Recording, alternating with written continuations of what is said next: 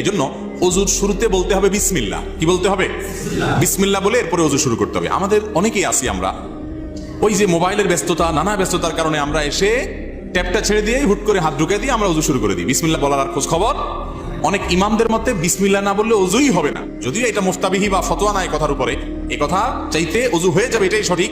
কিন্তু ওযু যদি বিসমিল্লাহ বলা ছাড়া করেন মানটা একটু কম হবে, তরকারি লবণের কমের মতো, এটার কোয়ালিটি একটু কম হবে, কোনো রকম হলো আর কি। তো কোনো রকম হলে তো হবে না।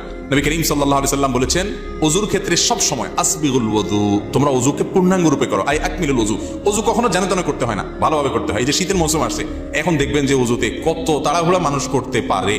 গরমের সময় দেখবেন ওযুখানা সিরিয়াল লাগে থাকে, শীতের সময় ওযুখানা সব সিটগুলো খালি, কারণ আসরের ওযু দিয়া এশা পার করার বুদ্ধি। অথচ এরকম চাপাচাপি করে ওযু ধরে রাখা ঠিক না, স্বাস্থ্যের জন্য ক্ষতিকর, আমলের জন্য ক্ষতিকর। এই জন্য ওয়াইলুল লিল আকাবিরিন নার হাদিসে আসছে, পায়ের গিরা গোড়ালি, এই যে